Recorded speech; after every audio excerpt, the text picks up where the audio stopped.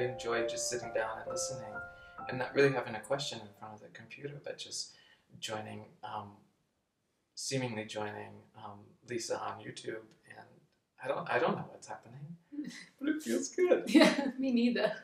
And that's what I think I enjoy about sitting in front of the camera.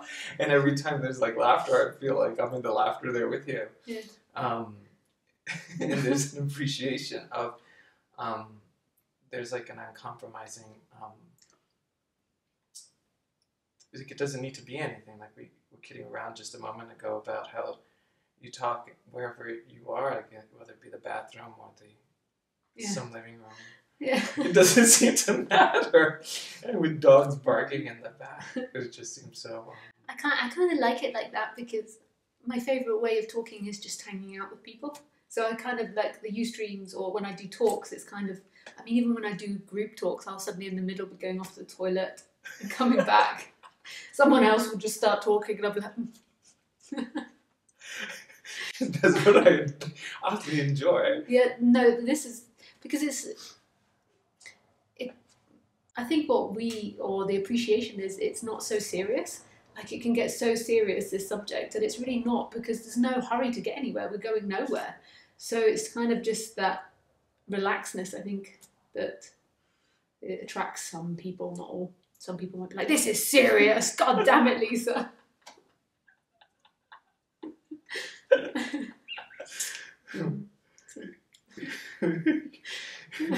Yeah.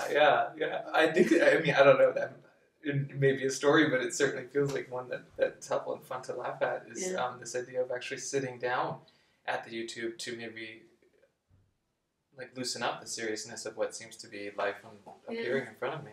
Yeah, maybe. Who knows? Who knows? More than likely, there's a chance that that's... And also if there's... I noticed that I attract, which is quite funny, quite a lot of intellects, and intellectual people. Like, I've got doctors and scientists and dentists and writers, and it kind of sometimes attracts that sort of energy. Sometimes it brings up a lot of fear and anger, and then there's a knowing that it's not about what we think or what we think we know. So. Well, I feel like it just shuts everything down. Yeah. It's like whatever words are spoken, it feels like, okay, whatever's happening, just all of a sudden, just boom, it's just gone. Yeah, laughter's good for that. So it's interesting, because here we are in a Course in Miracles retreat, and I don't know what you knew or know about A Course in Miracles prior to coming. Well, I've never read it, but I've over the last 4 years, I've overlapped with A Course in Miracle people quite a lot. There was a guy called Christian Christiansen. I don't know if you ever met him. Yeah. I don't have met him, but I've seen him on Facebook. He invited me to Denmark, so I've done things with him. That was quite a few years ago now. So and I think he introduced me to David. And then there were some others along the way. But I've never read it, and I don't really always understand what everyone's talking about. Sometimes it's... What are some of the things that go foof? Just some of the language and the way they're speaking, and I noticed that it's said again and again, so I presume it's in the book. Like, there was a word today, because that I noticed was used a lot, but I think I've forgotten it. But I'm sure it's the same with non-duality. If you guys came, if the course came to non-duality, you'd be like, oh yeah, they use those words too. Yeah, what about words like the Holy Spirit? Yeah, I don't know what people are talking about with that one, but God resonates. I love the word God. Ramesh Balsekar, who I used to spend a lot of time with in India, he used God for nothing. But not many Western Advaita teachers would use the word God, but some of them. But Ramesh used it all the time, and I love it. Yeah, it's strange, because it seems like God can be so many different things. Yeah. So it's weird to hear it. I don't know. I suppose it just feels weird sometimes when I hear it. Yeah. In different places. Yeah. Like, I don't know where anybody's coming from with it. No, I mean, we never do with any words. We're never really talking to anybody. There's just ultimately in this moment meaningless sounds going on, and then there's these thoughts coming and interpreting it and thinking it knows something and gone somewhere, and we've never ever gone anywhere. We're always in stillness. So it's quite a bizarre creation, but our nature is that very stillness. It just creates this relationship between meaning and understanding and what's out there, seemingly out there, but it's never really understood, or there's never really communication happening. Isn't that funny? Strange. We're not communicating now. But it seems that way. It's amazing the way it's appearing. It seems like there are two people having words back and forth, and two people are having some form of understanding and communion, or whatever it is. Even with the idea of the cameras here too, it seems like there's a camera out there with other people Watching. And there's none of that at all. There's always that perfect, brilliant stillness. And then the stillness, because it's so creative, creates all these different things. But then it always comes back down to that stillness, and nothing's ever meant by anything. Nothing means anything, nothing's going anywhere. But it gives the appearance that it does. I mean, why not dance? It's nothing. Pretend it's having a conversation with itself. It dreams. It's so amazing the way that it dreams it through these two seeming brains. So it creates one brain that seems to be interpreting, another brain that seems to be interpreting, but neither are. It's just a creation happening. So the brain creates, I presume, the illusion of these thoughts that think they understand something. So these words come out, and then a thought comes up saying, I understand that, and images and sensations, these chemical reactions to produce that. But it's all empty. It all is in that perfect nothingness or silence. But it gives the appearance of this movement. And the way that that's so obvious is the fact that it's always gone. It's always disappeared. Like, where are those sounds? Where is this movement? Where is any of it? It's always gone. It's not even really coming. It's just energy. Nothingness creates the energy, giving the appearance of a whole world. And the freedom that the human looks for is that stillness. But it keeps looking in movement. Movement's not really happening. Seems to be. Where did that come from? God knows what I'm talking about. I must have asked the right question. It's such an energetic thing, though, because you can have some bodies that ask the most amazing intellectual question, and then you're like, don't know. Which is what goes back to just what I enjoy about watching. It's like, okay, it's like, I don't know, okay, boom, done. It's done. Because it feels like one can get lost in thinking it knows. Yeah. That's what freedom is. It's like, it's all an illusion, but the body's created these, I presume it's in the brain, these chemicals, and I think it's called, I forget what it is in the brain, the brain's firing these electrons which give the appearance of thoughts, and then the thoughts become energy. And then when two humans meet, these energies in the body are saying, this is true, this is true, this is the way it is, I know this. And then it seems to be a clashing, the energetic feeling of being inside a body, clashing with another body. But it's all coming from nothing, but creating the appearance of someone that knows something. And the end of suffering is the end of knowing anything. And when there's no longer anything that's known, there's no separation, because separation is only something that's known between anything. So it's not even really the word oneness, it's the end of a separate dream that there is two here. That's not the experience ever, that there's two. It's only a chemical reaction that produces a thought and an energy. Where would separateness be? The most fascinating thing, or the I guess what the mind seems to be playing with, is the idea of no choice. And I think one of the analogies that you've used before is this: driving in the car and stepping on the brake, and then it's only upon reflection that there's this belief that somehow I was the one who actually stepped on the brakes.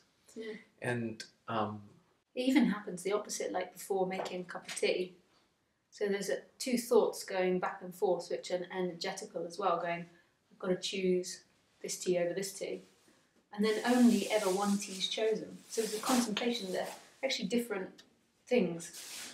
The mind says, though, those thoughts led to the next thing. And then it comes back to the experience. Is anything leading to this experience? Actually, everything's disappearing in this, not leading to it. It just comes out. Right. When it's kind of like what you said yesterday in the talk about you were never born. Yeah. It seems there's a seeming belief or thought that you're born and everything since then has led up to this. Yeah. But is that the experience? No. The mind, though, is so impressive, the way it fires. It fires off these images and imaginations and feelings. So then this looks through that screen, and it's like, for a lot of bodies or humans, their answer would be like, of course it is, because that screen is so thick. Like, it feels like the realest thing. It's like putting a blue filter over a white light. It really seems like it's blue light. So when the mind's been activated to see this through all those thoughts and feelings of past, and I was born 30 years ago, and my childhood experiences, it's like the mind would go, of course this is a result of everything that came before. But actually in the direct, what's direct, but I'll say it, direct experience, nothing is leading to this. Nothing's even appearing. That's all in the imagined land. It's amazing coming here because I can see it so clearly, the fog coming up in people. And it's like, whose eye that sees that? But it's all nonsense, really, everything I'm saying, but it comes out. Really, I'm not speaking. It sounds like I am. It's just coming out for God knows what reason. But so the body's sitting there and I can see it. And then there's just looking. And then I can see this fog come up, this pain energy come up in the body. And then this whole story comes up about why they're upset. And it's all happening spontaneously in the moment, but it's like you can see the eyes disappear. I know that sounds weird, but like the eyes get fogged suddenly. There's just like looking, and then the eyes get fogged. And because they only exist in the fog, that is all they remember. They can't see the moment when there's just emptiness, there's just this. So there's constant focusing on the fog. Not constant, but because they can only see that.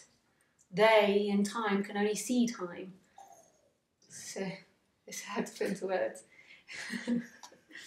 So it's really interesting because a lot of people seem to be flip-flopping here. It's so interesting. There's just this emptiness and looking, and then this narrow world begins of time.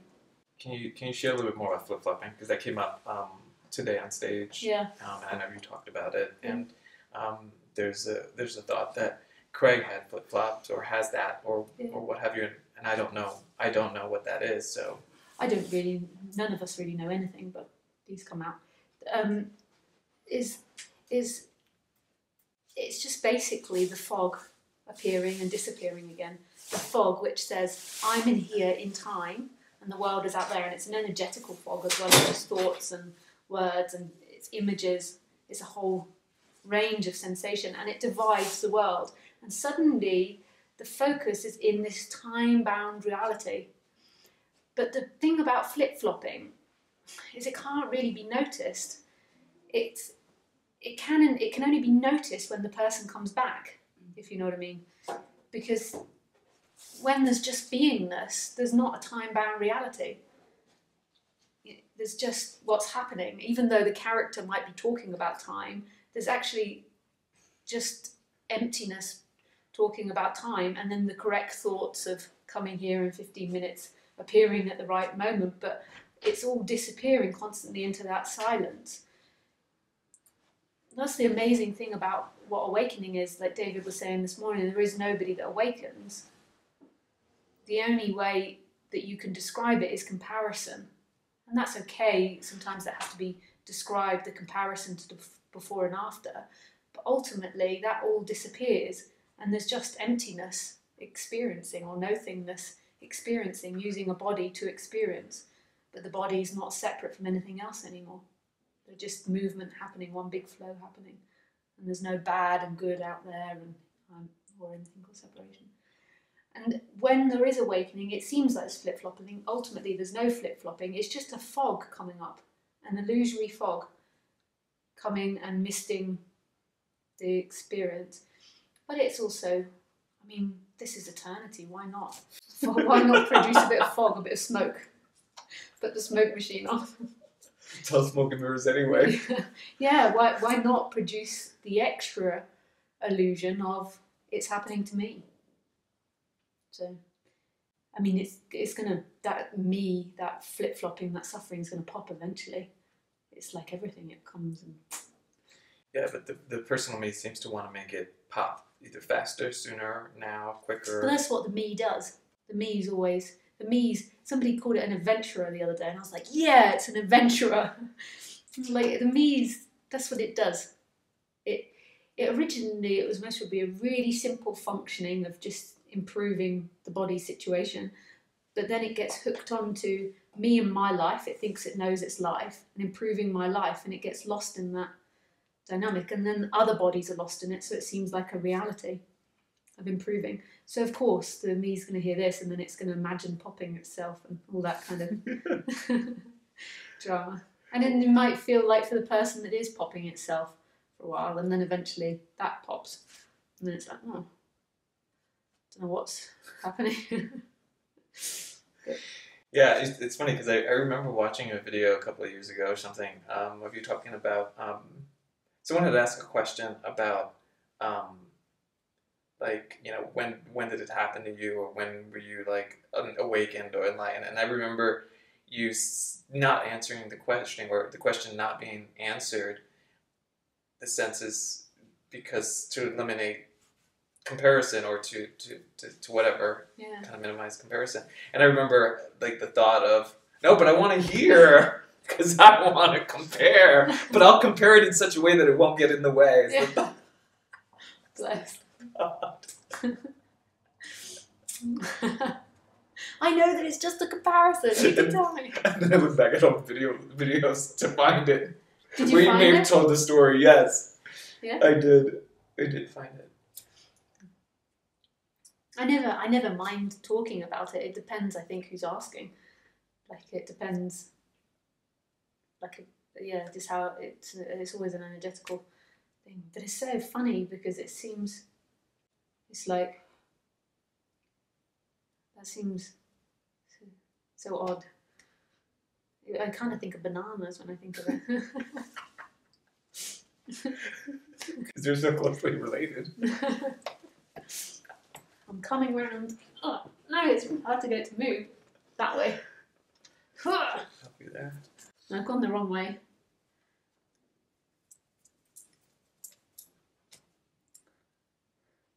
So the other thing that's been coming up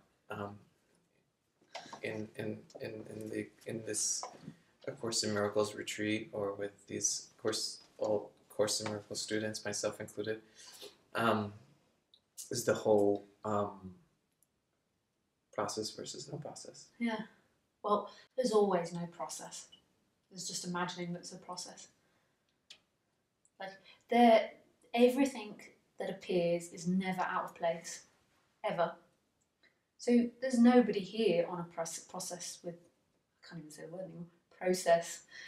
How do you guys say it? Process. Yeah, process. At least I say it, I'm coming from the Bronx, I don't know.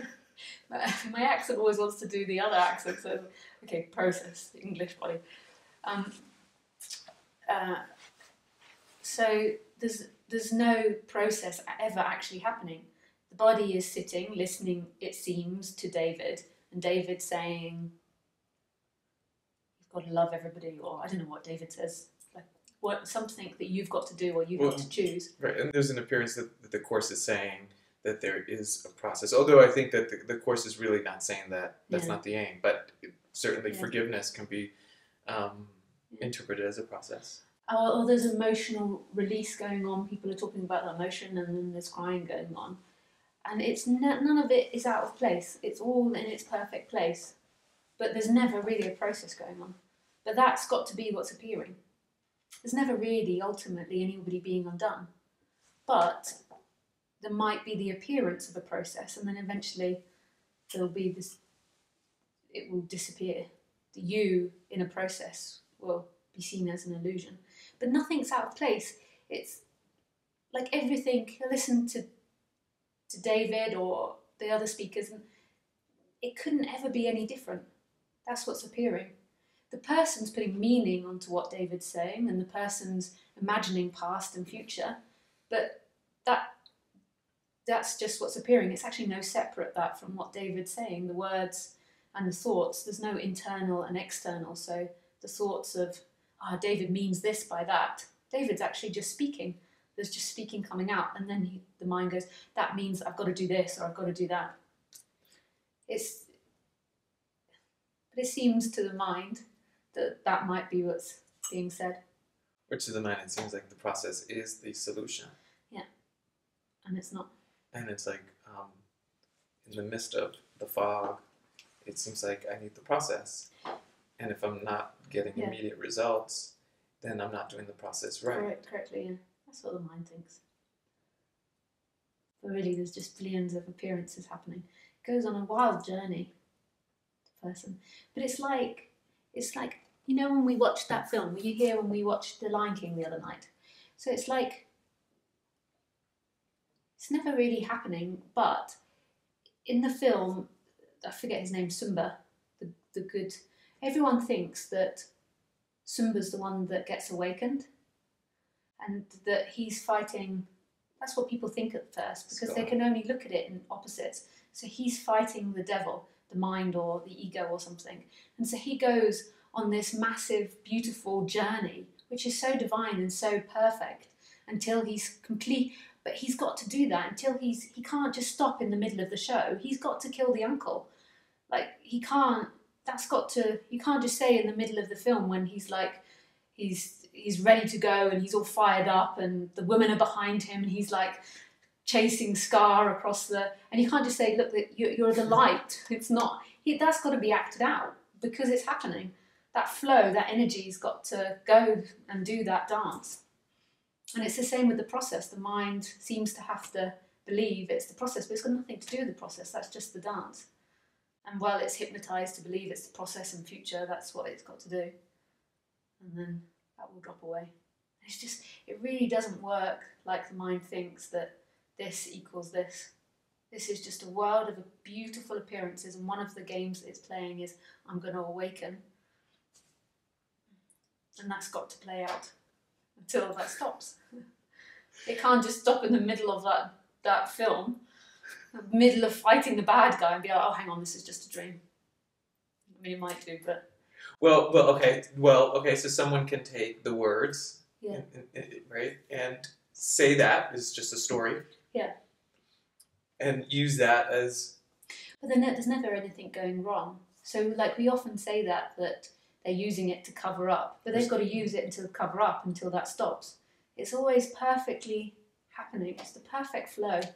This is all, everybody is going home. There's nowhere else to go. But they've just got to play. They've got to play it all. They've got to play finding themselves again. And all these different things. And the lover and the spirituality and the emotions and all of it. But it's always there, holding, being, everything. The nature, the freedom, the nothingness is always there. But just creating this world of the film. And why not? We sat and enjoyed watching Simba. So why not play this film, this whole person going through a awakening process and why not play with the story? Yeah, why not do all that? Yeah, I mean, I certainly had a fun time playing with story in the car with you and playing with story. Yeah. Why not do? People always have fight against the process and the absolute. You only ever see yourself. So if you're fighting with those two, it's only the person fighting in itself. It makes no difference. But that's okay. Yesterday somebody asked something, I don't remember what the question is, but I do remember the answer. You said, use the term black hole or something. Can you expand on what we you were referencing? We were just talking at break time, and she said her friend studied the headless way. Oh, and so she said, have you heard the headless way? No. The headless way is where, well, it's like when you point this way, it goes nowhere. There's just nothing there. Right. When you point that way, there's nothing there. The person imagines they're in there. Right. And so the headless way is, it's like there's no back, there's no head actually here. Right. There's nothing here. So they often refer to themselves as black holes and all these sort of things. So she was just telling me, and she was like, what's your experience? And I was like, it's just a black hole. Okay. But this is why I was covering the mic, because that's confusing to everyone else. But to us, I got confused. Yeah, we've been having a joke about it. But then she kind of was like, oh, okay. It was. She didn't she'd forgotten, but she was here. She left. The one sleeping, Suzanne. Oh, she was one who asked the question.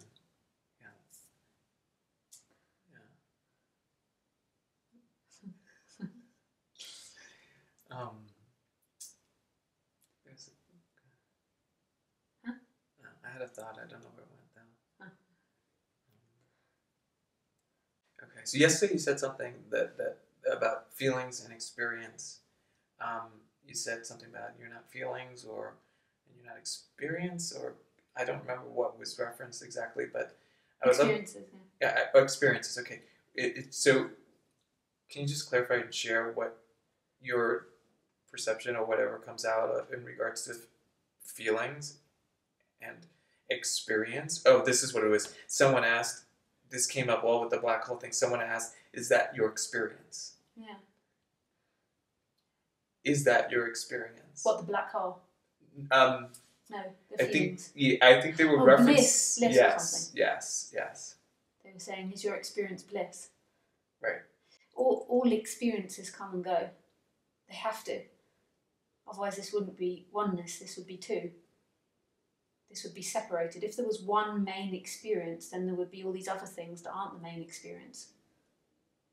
Yeah, I see. It's like all in the same soup. Yeah. So if bliss is the main thing, the main result, then it's excluding everything else. So it's everything and no thing. What the change which happens, the seeming change which happens, is the body just becomes empty. And then there's no separation between the body and everything else. It's not even really the body that becomes empty. Even to say that is an illusion, because there's not two. But you really can't speak about what happens actually. It just becomes empty of personal. And so then the back to every experience is emptiness. And then there's the fullness of all experiences. All suffering comes from that person that's dividing. It's only an illusion of suffering though, it's not really happening, but from that activity of me and my life. And then it feels like there's bricks or planks of wood inside the body bumping against other planks of wood. It's like an energetical feeling of being solid, hitting other things, rather than everything just flowing. Is that different from feelings? Feelings are something that come and go. Like feelings, they're not really separate from everything else. You can't divide up feelings really from anything else that's happening.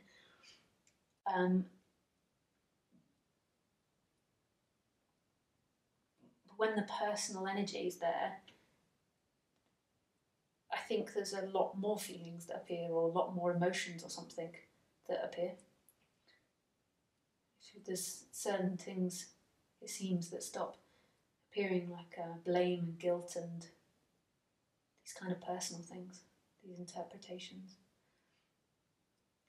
And when that personal entity disappears, the feeling and that which is felt can no longer be separate.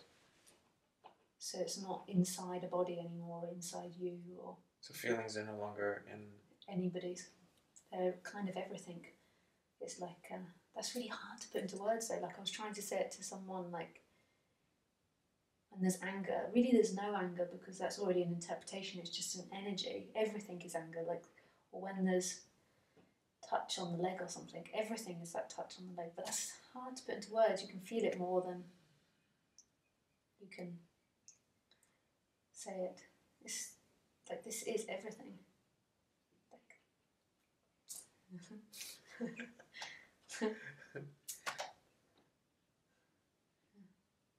The body is just used as it seems to be, as the instrument in order to experience, but it's not. It's not separate from. It can't be separate from that which is experienced. But it's not who you are. It's just an instrument, and it's completely not defined. It's always moving. Like the body's always changing and moving, and most of the time the body's not even seen. It's just language to say that it's even experienced through that. You know, the thought just came to me. It's another thing that I appreciate, or something that seems interesting. It seems like with the appearance of like internet and YouTube and everything being so accessible, it seems like whoever's talking about this, there's no longer a filter on the persona, so to speak. So, like for example, you may have an author. 20 years ago, all you saw was that image of the author, or you saw was what the camera captured on an interview. But now it's like everything's so free. So these seeming authors or seeming people who are seemingly giving this information look so many different ways. Yeah. And so it's like whatever this is, call it no suffering, enlightenment, whatever it is. It's one of the things that it feels like it's opening up is the idea that it actually has to look and be a certain way, and that things need to appear and behave in a certain way. Yeah. And so, and I think that's also what's refreshing about some of the YouTube videos that you've shared. Yeah, and that's so true. It used to always look very, particularly non-duality, Indian, or spiritual, and it's just so many different expressions of it now, so many different ways of speaking, and so many different languages, which is amazing. And then it chops the idea that it's a special thing as well, and it's about behaviours, or it's about not wearing makeup or wearing makeup, or smoking or not smoking. Yeah, all these different things, because they're all just ideas. I had the thought, oh my God, that Lisa's so young. What happened? What did I do? I sometimes speak with, there was this one guy that was 13 and he had his first awakening when he was 10. The other thing that I love about YouTube is it's like when I was watching The Giver the other day, you know have you seen The Giver? So one of the main things that they're talking about in the film The Giver is that you remember everything, the whole of humanity, and the whole of life, everything, the Big Bang, you remember everything, and the awakening of the society is when they all remember everything together, but it was making me think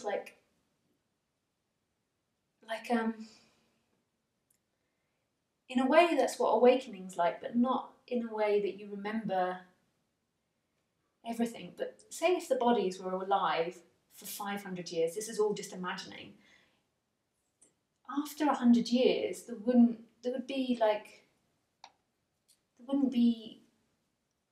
after the body had been alive for 100 years, there wouldn't be such a interest in appearances. It'd be like, nah, it comes, it goes. Yeah. It'd be so obvious, it comes, it goes. After 200 years, you'd be like, it comes and goes. You wouldn't be so lost in, it would be so obvious that the nature of life is to come and go, that it's not about a solidness, it's not about you living your life. And it's kind of weird, in The Giver they kind of say time and no time is the freedom, and I can feel it. It's like we know everything because we are everything, and you kind of remember it, but not in a way that you imagine remembering it. But YouTube's a great way because you can sit and watch YouTube and you can watch a lion mating with with the lioness, with the little cubs. 100 years ago, none of these images. Right. You can watch documentaries about solar systems and the Big Bang, and I noticed with the younger generation, all this information's going in, and then the mind can't get so stuck on certain images. You know what I mean? Or certain ideas or certain appearances. It's like the younger generation by default, by all this flood of information, are kind of killing themselves. Yeah. Like killing the personal entity, because the mind can't get so stuck anywhere. Like this Indian guru, or this is the thing that I need to do that's better. Or you hear all these different experiences from YouTube that you realise that this isn't actually a better life. Oh, I'd imagine living in the desert. Then you watch a whole documentary about a desert, or you're like, well, I don't know why I said a desert. I mean, by the beach. You're like, oh yeah, it's just experiencing. Like the mind can't get so stuck anywhere because so much is coming in. You know what I mean? I don't know, but... Yeah, we don't know what you mean. No. But you have a sense of that? Yeah. Well, I also had the sense of, you talk about, like, if you lived, 100 years, I don't know the exact numbers, you would see all these things. I feel that's the case. Like, if you would just watch the news, like, it doesn't take very long to see. It feels like it's like the same thing over and over and in different forms. It's like, okay, a war, not a war, not a war, murder, not a murder, or it's just every financial situation's up and down. It's just, it in some ways doesn't even feel like you have to wait a long time to see it. It's just going round and round and round. But the person gets stuck in this line of, I've got 80 years to live and I've got to have high experiences all the time. And it looks at it as like pleasurable experiences. And then it gets stuck in these things and fights against things. But with all this information, it's just so obvious that life comes and goes. It's just a flow, constant, of the same thing. The whole of life is saying this. Always. That was a mad trip we went on. And maybe some people have actually followed it and they're like, yeah, and then we're like, oh, and it was all a nonsense, it means nothing. I didn't get it.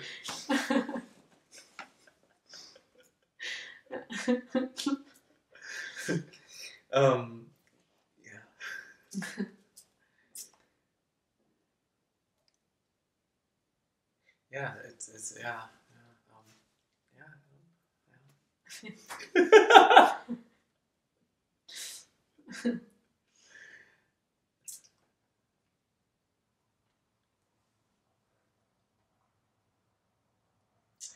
It's like, again, it's just like, okay, then you're back to nothing. It just goes on these crazy little like Simpsons shows. Have you ever seen The Simpsons? You know how it never ends? It's just like, oh, and it never comes back to like some form of ending. It's just like this crazy little journey, and then like, end of the show. This is what life's like. It's like, it's like, how did I get here? Like there are moments where it's just like, I'm in the bathroom. How did that happen? Lisa's next door while I'm in the bathroom. How did that happen?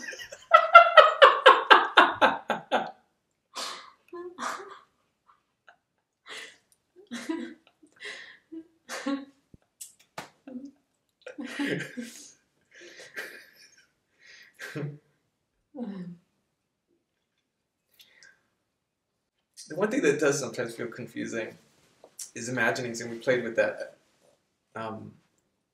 a day or two ago. Imaginings. It's like there's a seeming attraction to imaginings and wanting them and wanting to somehow experience them in a solid way. Yeah. I guess in that, and even in that, is making what seems solid, which is never really solid anyway. Yeah, it does. I don't know why. I can explain the mechanism of it, or the mechanism of the dreaming. I don't know why it does that. I kind of, why not? It's where the suffering lies. It's not suffering. Well, it is a bit suffering, but when it appears, the imagining, and then it appears, it's like, woohoo, but then there's always the fear of losing it. Yeah, okay, yeah, that's good, because before I got here, I was going to room with you, and I got excited. It's like, oh, cool, yay, with Lisa. And then it's funny, because then then it, like there was an awareness, like, um, there was an awareness of wanting that imagining or wanting to get something out of Lisa. Yeah. And so and there's a feeling of I don't know. There's just I can't explain it. It's just like I know that there's suffering in that in some way. I don't know. Because it's like the mind wants to play and then it worries about playing it correctly. So it's like when I used to originally the job for this body was playwriting, and in every play when they taught us to write plays, you didn't have to write out a description of the character. You just had to write out what the character wants, and that's where the drama and the agitation is. So there's this idea, you don't know what exactly you want, but there's this feeling of wanting something, and then there's an activity of trying to match that up. It's all in dreamland. There's never somebody freely doing it, but it gives a feeling of agitation and drama and conflict because there's life happening as it does, and then there's this idea of the way that it wants to direct it around it. Like yeah, that so resonated because as an actor, former actor, whatever that is. They teach motivation. Yeah, it's just what's your intention? What's your motive? Yeah. What are you trying to get out of the scene? Like, what are you trying to get out of the character? And so playwriting lasted until my first awakening. This is just in the story, and then I lost interest in my story, and then I couldn't write the stories anymore. But this was at the time I was studying Buddhism and also non-duality, but mostly Buddhism, and there was an attempt to write a character without motivation.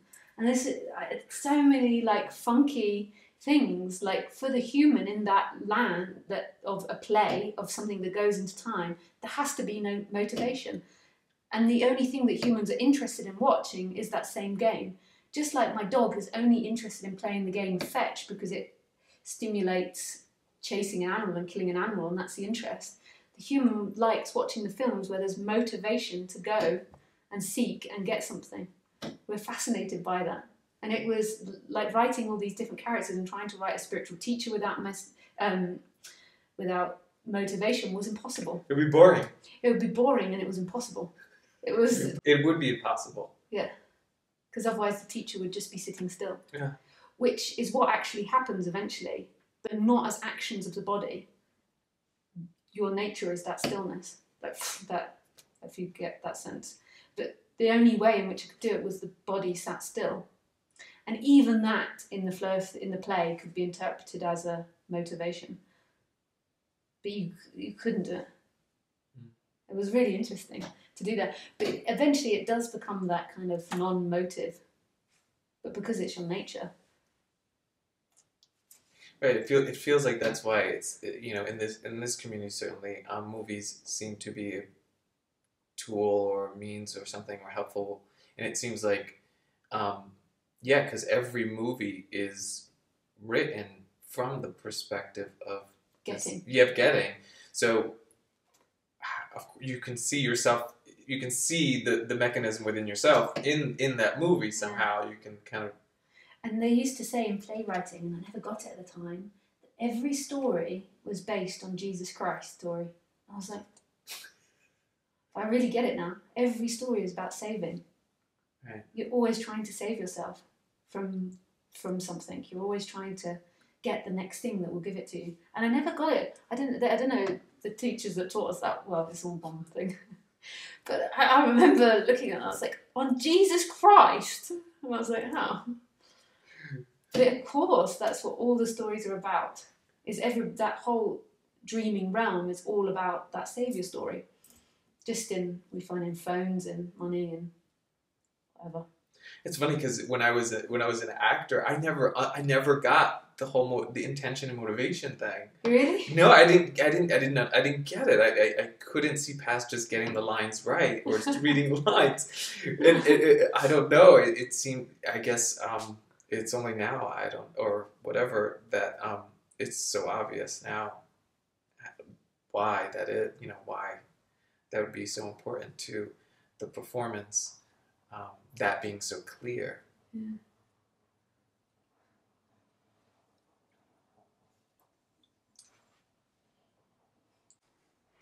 Let's check the time. I have to go for a wee in a minute. Yeah, me too. I think that feels right. That was so adore you. I love you. I want to take you to Hawaii. Yeah? Yeah. I would love to come to Hawaii. Okay.